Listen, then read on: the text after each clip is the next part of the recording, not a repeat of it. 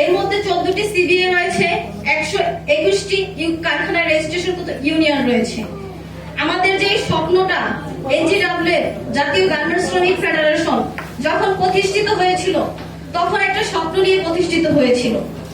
আমাদের মূল উদ্দেশ্য ছিল যেন প্রতিটি গার্মেন্টস শ্রমিক তাদের ন্যায্য মর্যাদা এবং কর্মক্ষেত্রে নিরাপদ কর্মপরিবেশে কাজ করতে পারে।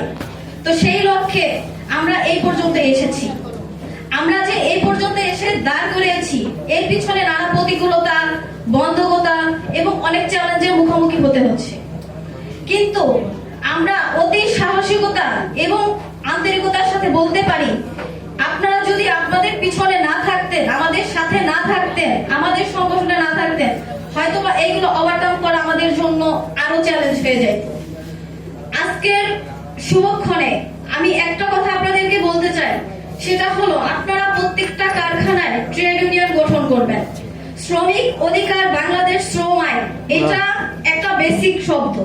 বাংলাদেশ শ্রম আইন 2006 শ্রমিকদের অধিকারের কথা বিভিন্ন ভাবে বলা আছে, কিন্তু